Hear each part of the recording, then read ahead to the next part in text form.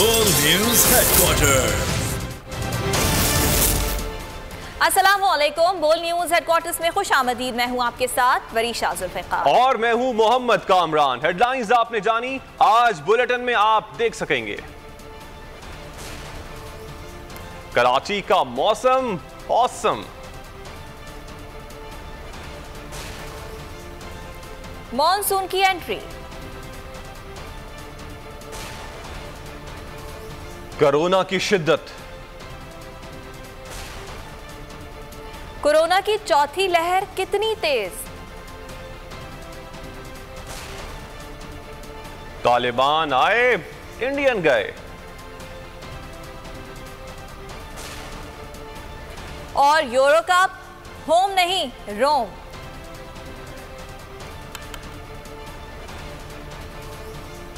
ये सब भी होगा, लेकिन सबसे पहले बात करेंगे कराची के मौसम की, जिसका कुछ पता नहीं। अचानक काले बादल आए और कराची के मुख्तलिफ इलाकों में बरस पड़े।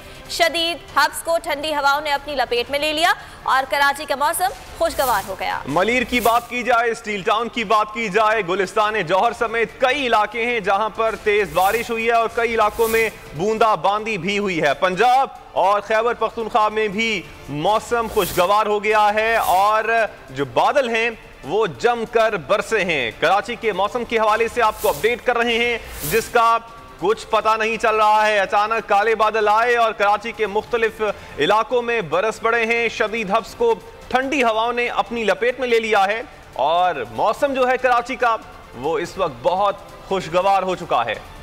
शहर कायद के मौसम का यू टर्न, दिन तो दिन, रातों में भी शदीद हब्स, फिर आई ड्रामाई तब्दीली। आज कुछ ऐसा ही हुआ। शहर कायद में शदीद हब्स को ठंडी हवाओं ने अपनी लपेट में ले लिया। काले बादलों ने चारों तरफ से घेर लिया। पानी से भरे बादल कराची के मुख्तलिफ इलाकों में बरस पड़े। गुलशन हदीद, स्टील टाउन, मलीर, गुलशन इकबाल, गुलशन हदीद, कोरंगी, लांडी समेत दीगर इलाकों में बारिश हुई। अंदरूनी सिंध में भी बादल जमकर बरसे। बात मीरपुर खास, ठट्टा और थरपारकर में भी बादल जमकर बरसे। गर्मी से मुरझाए चेहरे बारिश के बाद खिल उठे। सूनख्वा के शहरों रावलपिंडी, फैसलाबाद, मानसेरा, एबटाबाद, गलियात और सवात में भी बादल खूब बरसे। मौसम का हाल बताने वालों का कहना है कि मॉनसून के पहले स्पेल सिंध समेत पूरे मुल्क में एंट्री दे दी है और ये सिलसिला 21 जुलाई तक जारी रह सकता है। और कराची का मौसम औसम हुआ। हल्की फुल्की बारिश से मंजर दिलकश हुआ। सुबह से शुरू होने वाली बूंदाबांदी ने शहर कायद का मौसम खुशगवार कर दिया है।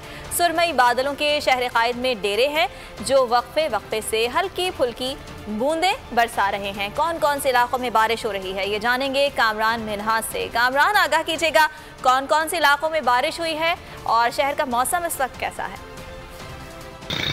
जी बिल्कुल, कराची में जो है पहली बारिश का सिलसिला जारी है और कराची के शहरी जो इस बारिश को भरपूर तरीके से इंजॉय करते हुए नजर आ रहे हैं। ये जो बारिश का सिलसिला है, महकमा मौसमियात का कहना है कि ये बारिश का सिलसिला कुछ घंटों में जो है थम जाएगा। उसके बाद एक दफ़ा फिर जो है शाम के वक्त जो है कराची की जगहों पर बादल आएंगे और उसके बाद जो है कराची में एक दफ़ा फिर बारिश बरसेगी। इस वक्त अगर कराची शहर की सूरत की बात की जाए तो मजबूत तौर पर शहरी इंजॉय जरूर करें, लेकिन परेशानियों का भी शिकार हो सकते हैं। अगर मेरे असम में देखा जा सके तो ये कोरंगी क्रॉसिंग जाने वाला और कॉलवे जाने वाला जो है रास्ता है, यहाँ पर पानी जो है थोड़ी सी बारिश के बाद भर होता है।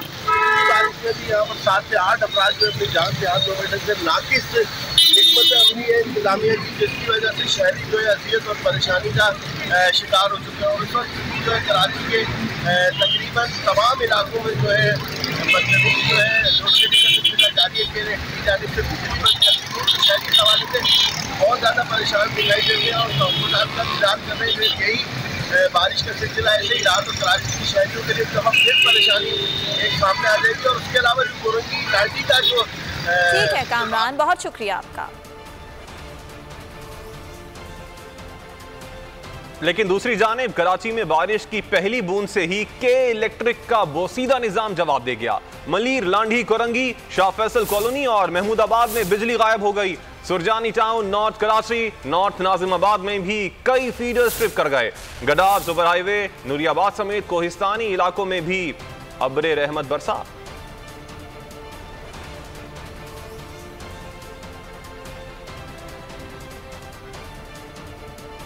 और अब बात करेंगे कोरोना की। कोरोना फिर तेजी से फैलने लगा है। मुस्बत केसेस की शरह 3.84 तक पहुंच गई है। मोहलिक वायरस ने 24 घंटों में मजीद 15 अफराद की जान ले ली।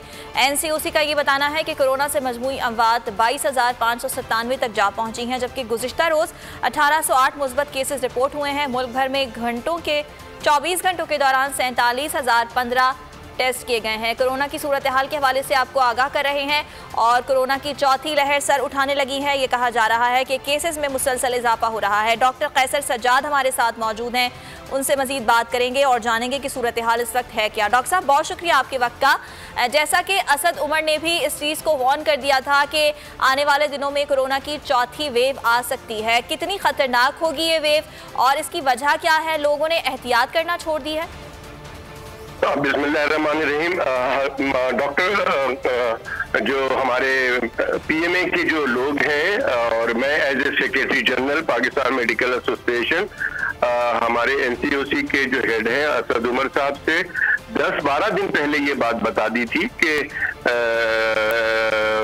चौथी वेव जो है वो आ सकती है, जो कि हालात हमारे चल रहे हैं। चूंकि हुकूमत ने सारी चीजें खोल दी थी, रिलैक्स कर दिया था, लोगों की को सहूलत दी हुकूमत ने, लेकिन उसका नुकसान हो रहा है, उसका फायदा नहीं उठा रही है जो तबका बिजनेस करता है, जो तबका रेस्टोरेंट चलाता है, जो तबका एजुकेशन के इंस्टीट्यूशन को चलाता है। तो ये सारी चीजें हमें नुकसान पहुंचा रही है। और वही हुआ कि आपने देखा कि अभी 2 हफ्ते पहले जो हमारी जो शरह थी, मुस्बत शरह, वो 1.6 या 1.5 के करीब चला गया था, लेकिन अब ये तकरीबन 4% की तरफ चला गया है। यानी कि अब 2000 के करीब केसेस रिकॉर्ड होने शुरू हो गए हैं, जबकि ये केसेस 800 और 700 के करीब थे।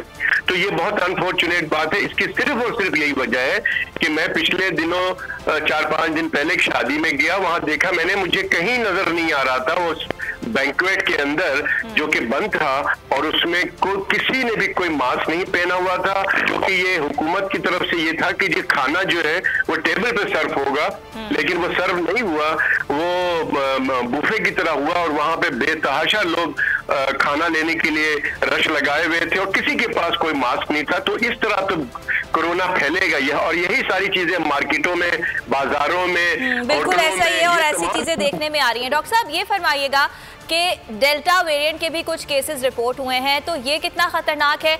और साथ साथ आपसे ये भी जानना चाहूंगी कि जब लोगों ने खुद को वैक्सीनेट करना शुरू कर दिया है, तो अब ये जो चौथी लहर का खतरा है, क्या ये भी इसी तरह से खतरनाक होगा जैसा हमने तीसरी वेव में देखा था?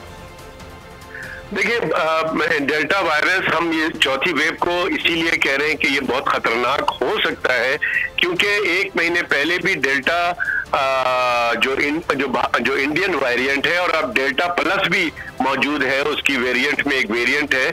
और ये इसलिए हम कह रहे हैं कि ये अभी आप लोगों ने देखा, तमाम नाजरीन ने देखा आपके, कि इंडिया में अभी 2-3 हफ्ते पहले कितनी क़यामत वहां आई हुई थी, और अभी तक वहां रिसेंटली इंडोनेशिया में ये जो डेल्टा वायरस है, जो इंडियन वेरिएंट है, ये बहुत ज्यादा वहां प्रॉब्लम क्रिएट कर रहा है। तो हम डर रहे हैं कि 1 महीना पहले 4 केसेस कराची में रिकॉर्ड हुए थे, और अभी लेटेस्ट मुझे पता चला है कि 17 केसेस इस्लामाबाद में डिटेक्ट हो गए हैं।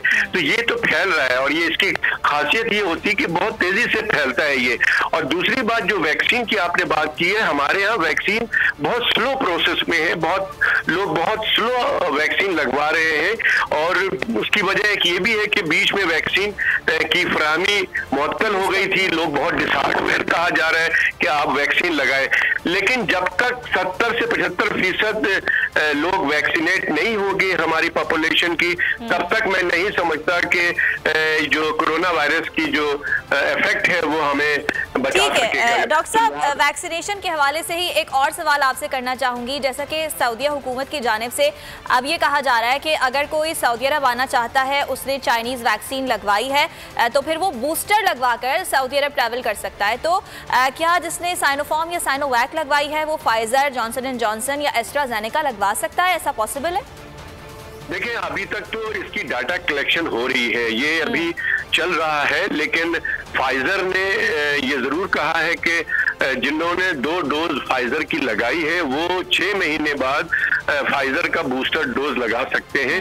लेकिन बाकी जो एस्ट्राजेनेका, मोडर्ना और ये जो वैक्सीन है उन पे अभी रिसर्च चल रही है कि क्या उनको बूस्टर डोज लगाने की जरूरत है या नहीं है। डॉक्टर साहब, बूस्टर डोज के लिए कोई और वैक्सीन लगाई जा सकती है?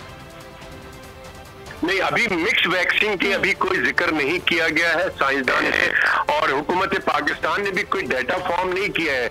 और ये बात आपने, बहुत इंपॉर्टेंट सवाल है आपका, क्योंकि मुझसे बहुत सारे लोग ये कहते हैं कि जी फलां को बाहर जाना है, फलां को बाहर जाना है तो वैक्सीन फाइजर लगवा दे। तो मैं ये कहता हूं कि जी अगर आप किसी जान पहचान की बुनियाद पे फाइजर या मोडर्ना जो हमारे यहाँ अवेलेबल है अगर आप लगवा लेते हैं तो आपका रिकॉर्ड नहीं मिलेगा, आपको कोई सर्टिफिकेट नहीं मिलेगा, क्योंकि नादरा के पास ऐसी कोई सिस्टम मौजूद नहीं है कि जो आपको सर्टिफिकेट इशू करे कि जी इसको फाइजर या मोडर्ना लग गया। लिहाजा अभी वे लोग जो कि बाहर जाना चाहते हैं उनको हुकूमत सिंध ने कुछ इदारे दे दिए हैं जो कि वीजा जहां से मिलता है उनको दिया गया, वो फैसला करेंगे। इसी तरह से और दूसरे जो फेडरल गवर्नमेंट ने भी ये कहा है कि जो बच्चे पढ़ने जा रहे हैं या जो जॉब पे जा रहे हैं वीजा और सर्टिफिकेट पासपोर्ट दिखाकर वैक्सीन लगवा सकते हैं। डॉक्टर कैसर सज्जाद, इस बारे में आप हमसे बात कर रहे थे, बहुत शुक्रिया आपका।